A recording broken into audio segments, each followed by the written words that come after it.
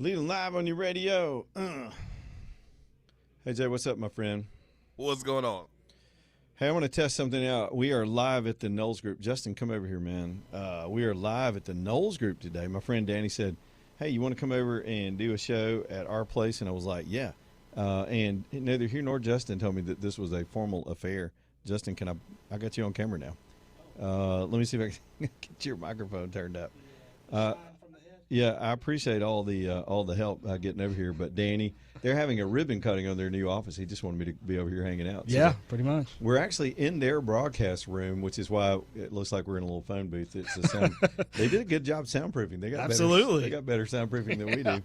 Pretty good. In their room. But appreciate you helping me set this up today. No problem, man.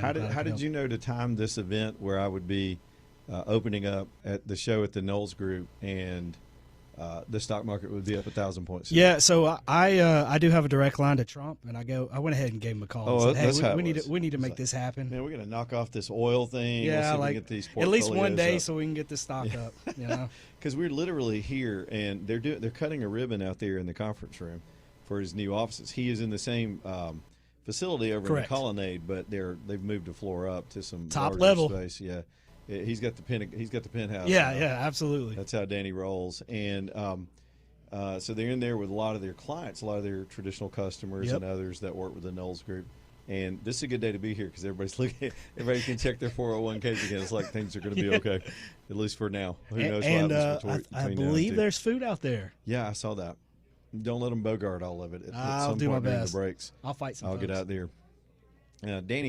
Danny and I go way back. I talk about it every time I do the show. Yeah. But his wife Sherry, who can see through Yep, the window, there she is. Sherry and I were friends. She was best friends with my sister growing up. We're just all so close. He's got other folks from home working here now. It's a really cool setup over here. Yeah, Danny takes care of his Yeah. folks. And I'm sure I'll get him in here to talk in just a little bit. But I came in here at the last minute and I said, "Where do you want me to go?" I thought I'd have his sprawling conference room. As big as this place is, I was yeah. like, he's gonna set me up in some giant room and I have all this room. And he goes, "Here's our little broadcast closet." And I said, "Man, my stuff's huge." I said, and I said, "I can make it work." So we crammed in here and it got it done at the last minute. So here we are. Yeah, you did. By the way, if you ever want to advertise on the biggest show in the world, this is your guy right here. Justin Armstrong. Hello, give me a call. Call him and he'll put you on the radio. He'll put your We'll make it business on the happen. radio. That's right. Well, man, I'll tell Danny out there if you see him. I know you want to go out and mingle. That Yeah. we will get to him in just a little while. I want to talk to him. Perfect. Everybody here's also dressed up except me and you. Yeah, not me and you. Which is fine. We just We're down. just the radio heathen over here in the corner. Not like all these rich clients at Danny's. Oh, All right, y'all. Welcome shaking my back head. in. We appreciate y'all being here. Just a little awkward open as we were rushing to the last minute to try to get all this stuff going. But man, what a day! I'm going to start, and not just because we're here, but one of the bigger headlines today. And we got a lot of goofy stuff in the news too. But one of the bigger headlines is oil taking a dump and the stock market rallying proportionately because of breakthroughs that are apparently happening with the end of the situation with Iraq. Now, we don't know specifically how all this is going to work out, and as has been the case since all this started, it could change on a dime. But really, among the things that got the markets going and got the oil price to start coming back down, let me see if I can pull that up real quick, too, while we're at it. But it was more and more ships are now allowed to go through the Strait of Hormuz, and either that's with the permission or they're Iranians or they've been bluffing or these companies have gotten their courage to go ahead and start moving the oil. And actually, oil is staying about where it was yesterday at the moment. It's down just a little bit. It had done some dips today. So we're going to have to keep watching it. It's still a tenuous situation. It is war. And when you're dealing with a maniac regime like whatever's left of the Iranian regime, you never know how all this stuff's going to work out. But we're working on it right and left and taking care of business. Let me give you some other headlines. Something I brought up yesterday. I'm going to go ahead and get this out of the way. Something I brought up yesterday on the show, and thanks for our listeners alerting us to this. Apparently 3340, and I heard it in the break that we just took. Apparently 3340 has had their news directors had to come out. I think it was their news director and issue an apology of sorts for one of their anchors signing off with a quote from the Muslim Brotherhood the other day. And I was baffled. I mean, I've been in that business. I've worked with a lot of people over at 3340. I know there's some really good people over there. It is poor judgment to say the least. That's a terror organization. And so it's interesting because this Ashanti Ford, and I don't watch their news products. I've never seen this girl's face. But apparently she's been there since September and is pretty popular. I presumed that she was freestyling, but apparently the way the news director describes it is they have some like an uplifting quote of the day at the end. Are they going to do Hitler this week too? And so they have an uplifting. I can hear him sign off today. To quote Adolf Hitler, we can do anything if we just all hang together. Something like that. But anyway, so they quoted the freaking Muslim Brotherhood. So the news director comes out to sort of defend the news anchor saying, well, we do this every day. We try to leave a positive quote. And she didn't really come up with the quote. Somebody else did. Then the question becomes, well, who did? Was it a line producer? Those are the people sitting in front of the computer that stack the actual show that this lady is on. Was it an executive producer that told the line producer to put this in the show? Who had the judgment or the poor judgment? Let me fix this mic. Who had the poor judgment to quote the damn terror organization Muslim Brotherhood in the middle of a war with people associated with the Muslim Brotherhood? I mean, who did that? They didn't say.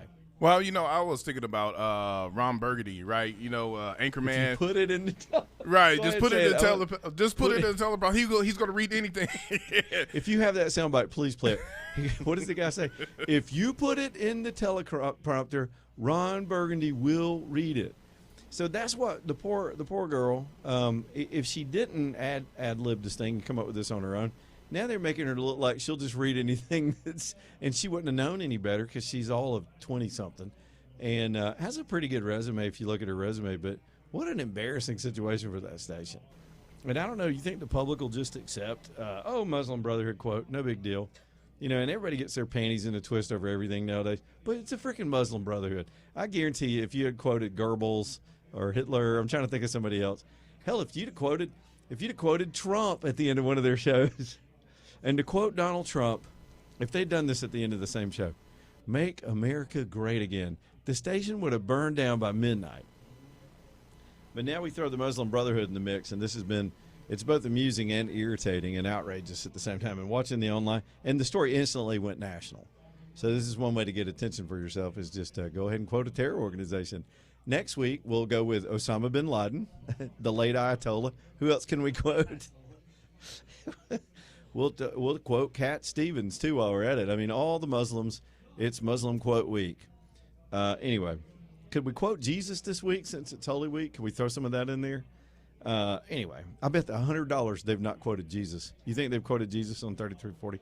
Anybody want to put a big head Benjamin on that? Anyway, stupid story, but a sad story nonetheless. Had to take care of it because it has me amused. Well, no, yeah. So you made me think about that Ron Burgundy. So here's that. I had to make sure it was kind of clean. So, but you have the quote? Yeah. Play it. Well, that's going to do it for all of us here at Channel 4 News. You stay classy, San Diego. I'm Ron Burgundy. Damn it! Who typed a question mark on the teleprompter? For the last time, anything you put on that prompter, Burgundy will read. Isn't that Fred Willard? That sounds like Fred Yeah, Willard. it is. I'm pretty sure it was Fred Willard.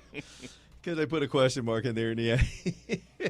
Oh, I got to go watch that movie again tonight. What a faux pas. Look, in all sincerity, 3340 is a good organization. They really do have some good people over there. Things are going to happen in the news business. We would plant quotes. Let me just tell an old man story.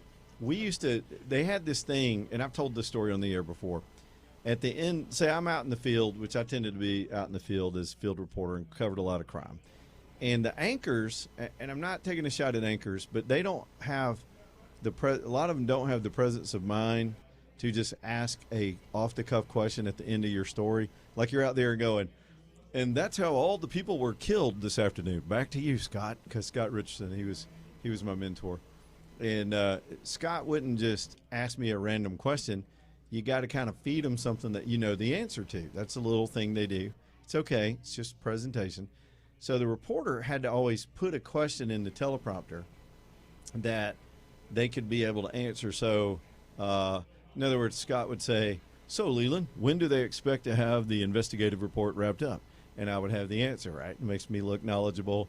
He looks inquisitive. It's just how the business works. sometimes I wouldn't know what the question to me should be. So they would put a dummy question on the script. Like they'd say, so Leland, how many wheels are on a bicycle? And then I would feed them something while I'm standing there right before the shot and say, just ask me about the fire department. And then they would do it. So we just ad-libbed it because I like to be – and I'd answer any of their questions. I didn't care. I'm freestyle. So long story, then the questions got saucier.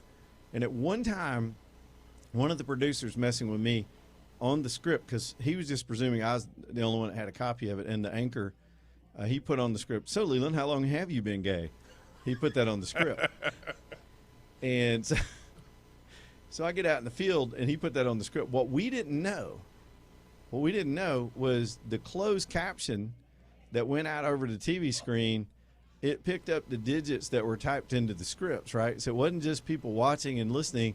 There were people reading that, and those questions were going across the bottom of the screen. And so they had to call us all into the principal's office and tell us, would y'all please quit messing around with the scripts? The hearing impaired are reading these insults. And I'm like, yes, sir. That's a true story, AJ, what I'm telling you with my hand up. And then we started doing stunts. We started this newsroom cam, not unlike this Danny Knowles cam I'm on right now. And we had a camera in the newsroom, and it would cut to the newsroom from time to time during the newscast.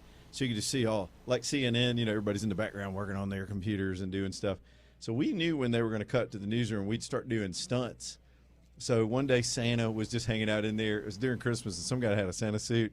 Santa was sitting there in the newsroom typing stories. That was just mild stuff. One day we carried a body through the newsroom. Two guys had somebody playing a dead person, and they just walked through the shot.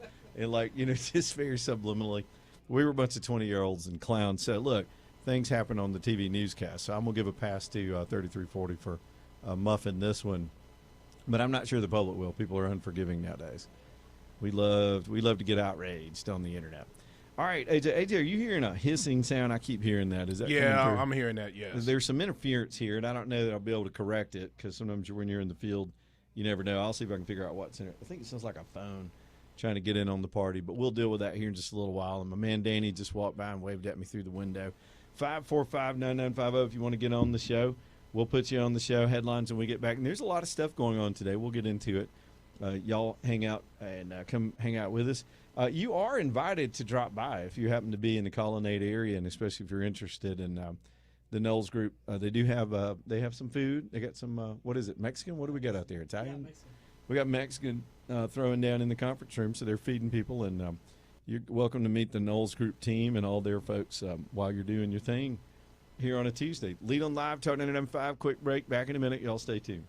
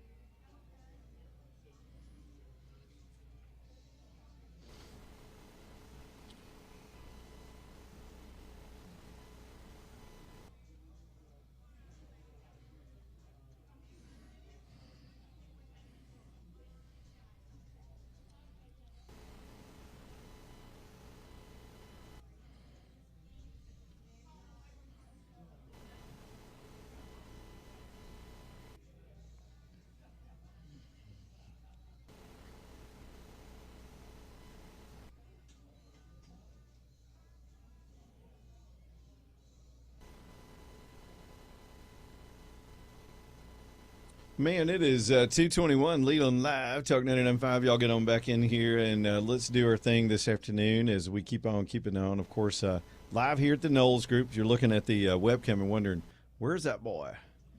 I'm in the corner. I'm in their actual broadcast where they do their radio show. So, and they're having a big old throwdown fest out there. Is ribbon cutting from my man Danny's new offices. Crocker Moving Services, another long-term great client here on the show.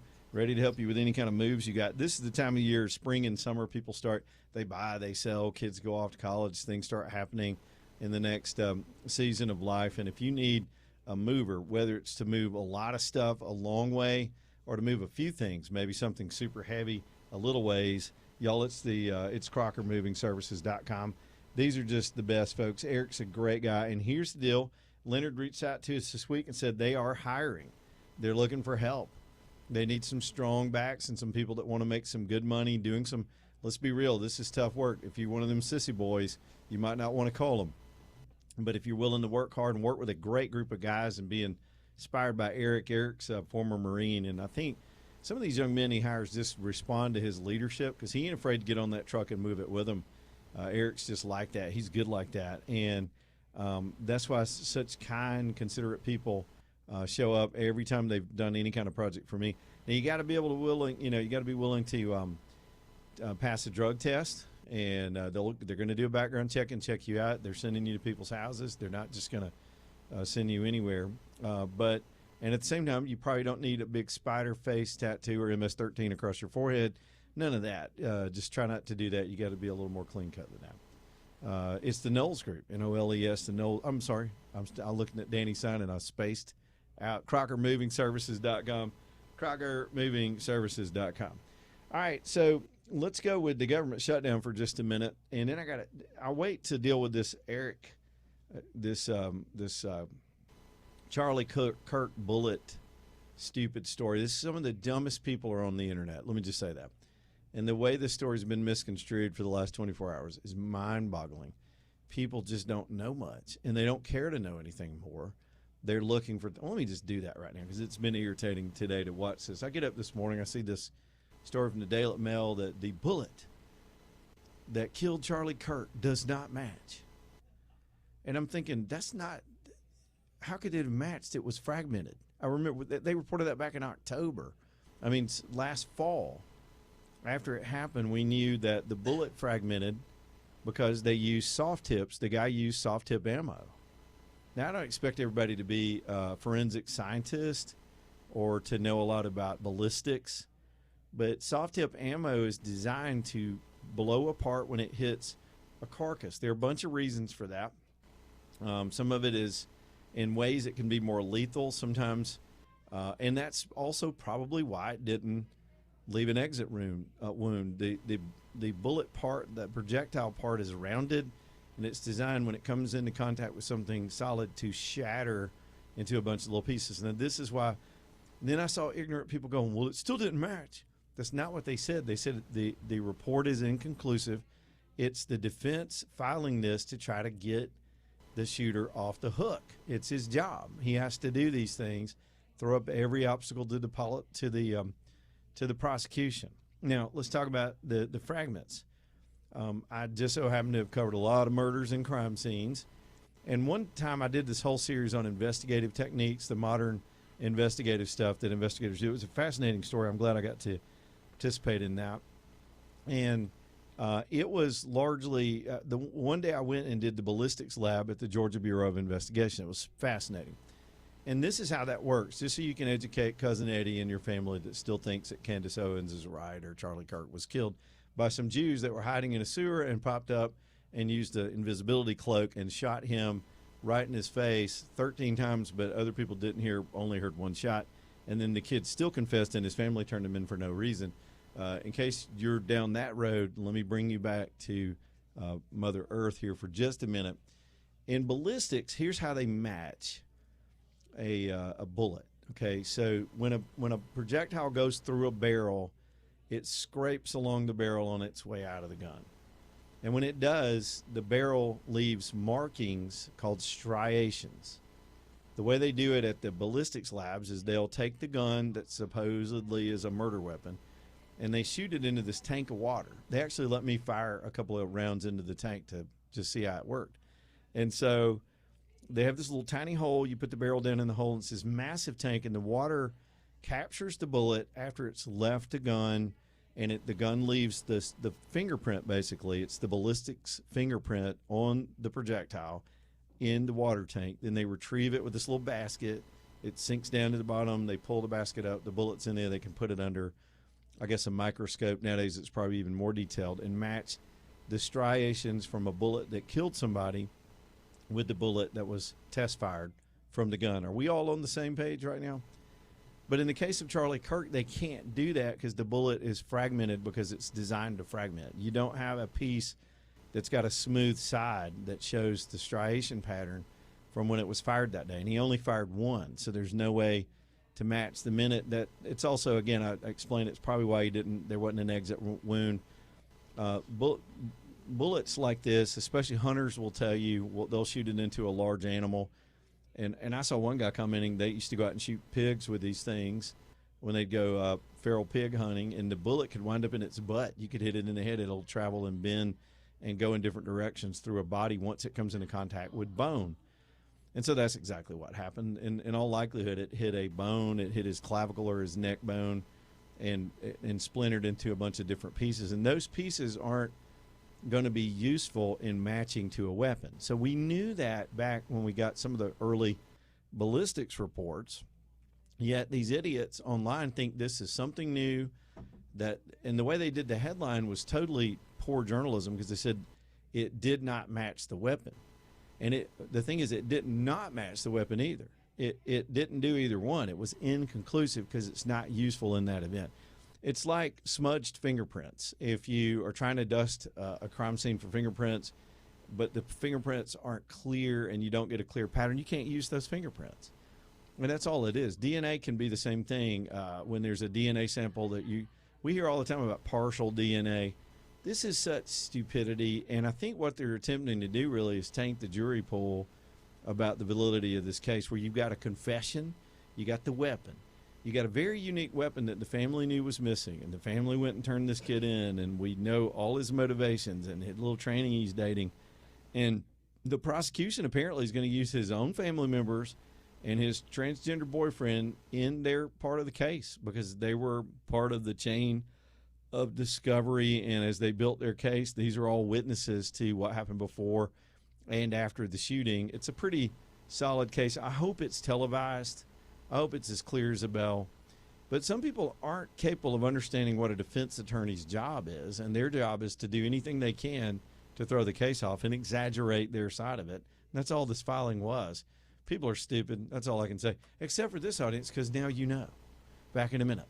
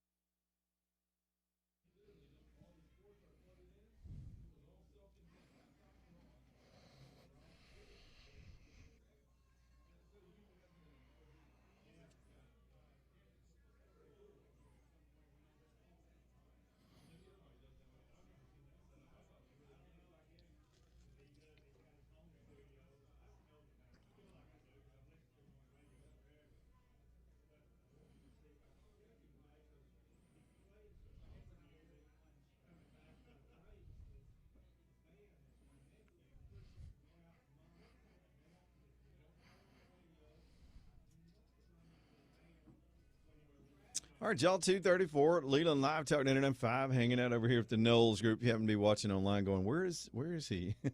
Somebody locked him in a room. No, I'm just over here watching these fine people celebrate Danny being able to open a new floor of his office. Well, actually, he moved to a new floor in their office building at the Knowles group. I'll talk to Danny later. It makes me always keep wanting to check in on the stock market. It's still up 1,000 points as we approach the close today. Let me see what the percentage is on that. That's 2.5. It's almost 2.5%. So what you get a sense is people are trying to find the bottom. And, of course, Danny will know more about this than me. But when investors sense that there has been a legitimate breakthrough with the Iran situation, they don't want to miss out on the bargain buying while the market's right here. So there'll be a quick rally. That may not be sustained for a long time, but it's a good sign that much investment is happening in that direction today. And it's correlated with some news that we can all understand. So just wanting to let you know about that. All right. So, yeah, man, the Douglas Cooling and Heating, let's talk about them for a minute. Man, it finally starting to get a little warm outside. And I think we've got some rain this weekend. Sadly, Easter looks like about a 70% chance of rain. And then we get back in the 80s next week. You still got a little time. We've got temperate weather. And I'll tell you this, if you're thinking about doing a replacement with your heating and air system, it's always good to try to do that when it's not super hard. You don't want to be doing the replacement because you waited until your system croaked. And the reason I'm telling you this is because I did this one time. My system blew up on me, and it was, I swear it was 99 degrees. I had guests in from out of town. This is how I met these guys. I was in a panic. I didn't know how I was going to afford it. I had no idea how this worked. I was a terrible steward of my system. I never got it serviced. Can I admit that to y'all? I'd been in this house 4 years. I never had anybody come check it. And then it started getting a little less, having less ability to cool.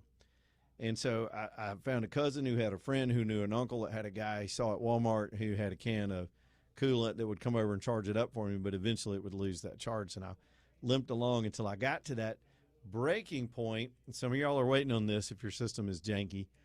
You wait till it's in the 90s and everybody's systems start conking out, and the heating and air folks are just going sun up to sundown trying to get these things fixed. Don't wait to that moment in your life.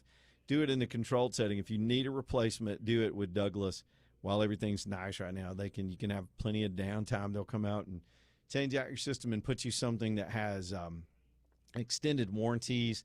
They do have finance options. They've got an ongoing service plan that's just top notch, and I really enjoy working with them. It's Douglas Cooling and Heating, license number 2017181, Douglas Cooling and Heating, DouglasCoolingandHeating.com. CallDouglas.com actually is the website, CallDouglas.com. All right, let's go. Let me scroll down to, we'll get off the Iraq situation and some of that right now. This morning I saw the renderings for the Trump Museum. I mean, this guy's ahead of it. Have y'all seen this? It's this gleaming tower that they're going to build in Miami. And Trump does everything over the top. Trump, and naturally it's going to be opulent and look first class. And it's not just because I dislike Barack Obama with a deep-seated congenital passion from, I think I hated him when I was born, and I'm not even sure I knew him yet. This guy's awful. But his presidential museum looks like the lair in a Batman movie for the bad guy, which also serves as a nuclear waste control center and a prison and a trash can at the same time. It's the ugliest damn building. It may be the ugliest building I've ever seen outside of the buildings at Chernobyl that had the meltdown in the Ukraine. Y'all remember that? It's an ugly building. And presidents can do what they want. Bill Clinton's presidential museum in Little Rock looks like a double-wide trailer hanging out over the White River. I think it's the White River in Little Rock. I've seen it from a distance. I haven't been through it.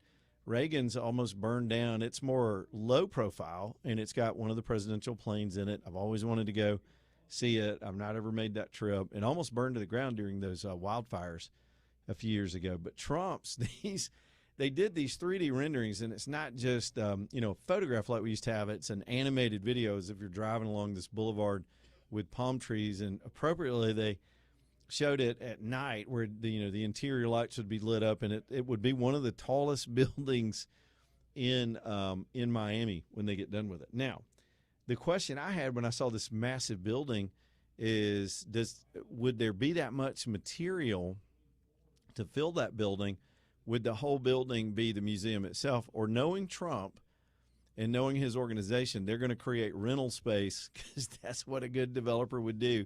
You're going to have a marquee tenant like the Trump Presidential Library that will be, the thing that really holds the whole building together. And then there'll probably be rental space within the building where people have offices and do other things in the building, which would not surprise me. And it would be an incredibly valuable piece of real estate in downtown Miami. So all presidents have done there. I've been to the Carter Library many, many times. I used to go down and cover events at the Jimmy Carter Library.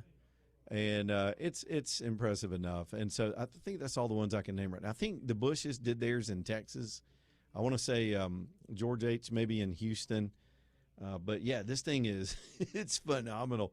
It is a really good-looking building, just a big glass tower with the word Trump on the top of it. It looks more like a commercial project he would have built if he was just building a commercial project downtown, which makes a lot of sense. We've never had a commercial developer as a president who actually knows how to put up buildings. So he has a little bit of an advantage there. Unlike whoever the hell that was that hired who was the architect on the Obama thing? I don't even understand what the concept was on that. And it's why the neighbors in Chicago fought so diligently over that building going where it went. They took up some public land that they didn't want to give up in their neighborhood. They didn't want the traffic. And then they saw the renderings, and they all raised hell because it's a gigantic eyesore. Even if you support Obama, you cannot call this radio station and tell me that's a good-looking building if you've seen it, unless you're into the prison motif. And maybe that's what it is, like a big watchtower. It's ominous. It's like something out of Ayn Rand. It's like they're going to up in there planning the destruction of the world. That's what I hear coming out of that building. It's ugly as hell. Okay, while I'm bashing things, let's go to the Supreme Court, shall we? Interesting ruling today, an 8-1 ruling against a Colorado law about this issue called conversion theory. By now, y'all may have heard about the ruling. We don't see many 8-1 rulings, and I'll get to that here in just a minute. We're going to see a lot of 8-1 rulings in the future because of Ketanji Brown Jackson, Miss Jackson, if you're nasty. But so we had this 8-1 ruling. So the essence of it is this. You had some religious groups, particularly Christian groups, that offered services. If someone felt like they wanted to hit for the other team, they could go. And actually, none of these people were rounded up and forced into conversion therapy, but they could offer these services that would lead people to a different direction. That's called freedom. You may not like it. You may disagree with their tactics, but it's called freedom, and none of these people are being harmed. Now, the same group of people that would physically mutilate a child who had identity issues would not want Christian teaching surrounding the identity issues. So forget the morality of it for just a minute. You had the state decide that was going to be illegal, that you couldn't do that kind of therapy in the state of Colorado. And the case made it all the way to the Supreme Court. And the Supreme Court ruled, of course, 8-1, overturning the ruling in Chicago, or the law, the law in Colorado. It's nonsense. It's utter nonsense. And these busybody states like Colorado has become doing this moral policing, I guess, of what free people do with their free time. It's a dangerous place for this country to be in. And, of course, the Supreme Court, even the liberals on the court, there are 3 liberals on the court. So Kagan and Sotomayor and all those people voted with the conservative majority that, Colorado can't do this. That's a violation of those people's rights, understandably. Then there's that one vote. It's 8-1. Ketanji Brown Jackson wrote this, I think it was a 35-page dissent, and she's on a roll. I tried to look at it because I kept seeing everybody lampooning it. It was so bad. She's already been lectured by Amy Coney Barrett about her lack of understanding of the law. This woman, by the way, I don't know if y'all read, she's on this damn court for life. And I don't know how she finished law school. And I mean that. I kind of do know how she finished law school. She's been passed along with this quota system that we created in the country, and she is not capable of doing this job with any kind of clarity or understanding of jurisprudence. It is lacking in every word in that dissent. It is amazing. I read the excerpts. I breezed through it real quick. I had a busy day today. So even Elena Kagan, who's very, very liberal, who I wouldn't agree with on what to have for lunch, me and Elena Kagan could be hanging out at a McAllister's. We wouldn't agree on anything on the menu. But this woman took on Ketanji Brown Jackson for her pure ignorance on this issue. And the way she wrote that opinion, she is an embarrassment to this court. And even the liberals on the court are sick of trying to defend her. Sotomayor's gone after her. Now Kagan's gone after her. All the women on the court have. And it's not personal. It's about her ability to write and think and apply the law. She's under the impression, it appears, as one of only 9 justices in this country, that her job is to give her opinion. It is an opinion. It's called an opinion. But it's not her opinion. It's supposed to be a constitutional rendering. It's supposed to be based on the law. And it just isn't. And if she keeps doing this stuff, the thing is there's no recourse unless there were to be an impeachment to remove this woman so that we could get a competent jurist. And I wouldn't even care if it was a competent liberal. I'd like to read a compelling argument to the contrary. But what she writes is juvenile. And the thing is, here's where how it trickles down. She doesn't sit down and write these opinions herself. She puts her name on opinions that the clerks write. They do all the lifting. It's an honor to clerk for a justice. You'll spend the rest of your life as an attorney talking about clerking for the Supreme Court. And they do all the research, pull together the opinions, and they pull together this dissent that she wrote today, this 8-1 decision that she put into the filing. And so in that, what you read is that not only is she incapable of telling her clerks, no, that we can't write that. That's embarrassing. She didn't have enough sense to correct them, but she hired these activist clerks that think as politically as she does, and these guys reinforce each other on that court in her office. And so they're as ignorant of the law as she is. So this was a group effort. I'm just trying to don't wreck the car right now. These are people that are highly paid, have prestigious jobs, and in group style, when they all got together, decided this was a dissent worth putting out. And it just shows you we're either going to live in an age where reality doesn't matter anymore, and I guess with AI coming along, we've got 2 things happening at the same time in this country, and it goes back to the bullet theory I was just talking to y'all about. We've got artificial intelligence, and we've got natural stupidity. And those 2 are on the same set of train tracks. And y'all need to get off the train. That's all I'm saying. Let's avoid both of these. Humans that are just not capable of, it's amazing they can tie their shoes, much less write a court ruling like this. And then, of course, the computers that will eventually turn into Skynet and kill all of us. You're welcome. You've been warned. I'm just saying, it's a bad time. And honestly, the more AI we get, the more naturally stupid people seem to be getting. Anyway, there's my rant of the day about that. I was stunned. I saw the ruling come out, and I went, well, I bet I know who the one was. And then I saw it was like a thunderstorm, even from people on the American left, even from people that are classic liberals. I got a lot of friends that are just classic liberals, like I grew up with. We don't agree on anything, but they got sense. They understand the country. They understand how it's supposed to work, and they're aghast that this. And if this was the only time, it'd be one thing. This woman has repeatedly done this kind of stuff. And her questions in the oral arguments are just for the record books. I mean, they are, the whole court looks at her and going, you just record scratch. They should just put a sound effect in the court chamber.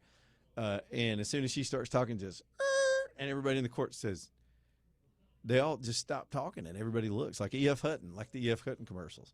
When Ketanji Brown Jackson speaks, everybody's horrified. It's sad, y'all. It just is. Joe Biden wanted a black woman on the court. He could have picked a good one. That's all I'm saying. She does not represent. I'm defending my friends in the black community that happen to be female sisters. She does not represent. Y'all can't keep having people just because everybody. I don't claim all the white boys. Joe Biden was a white boy. I don't want to be anywhere near him. Quit aligning yourselves politically that way and find people that can represent you well. If you're a woman, if you're gay, if you're black, if you're white, whatever, just find the smartest among you to be the best representative of, and then maybe there can be some pride, I guess, in the identity portion of that. But when you do things out of just checking boxes, this is where you wind up. This is exactly where you wind up. And just think, there's a Ketanji Brown Jackson somewhere doing a surgery right now. They got there for the same damn reason.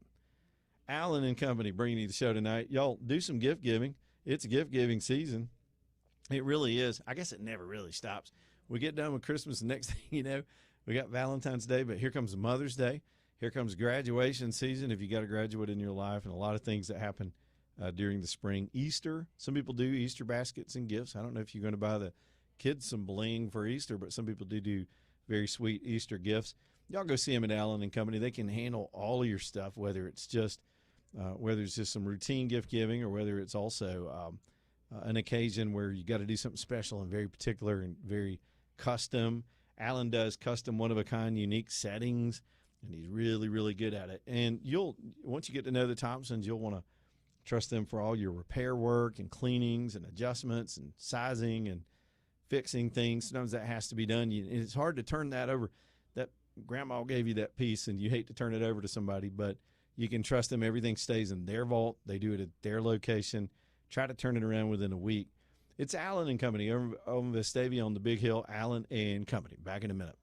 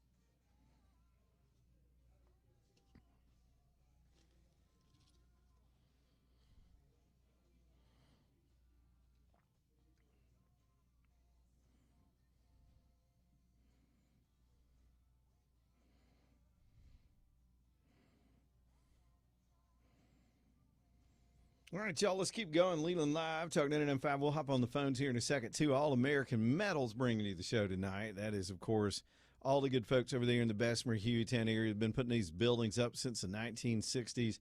Just as an owner of a pole barn type building, I can just tell you it's been a huge addition to my property.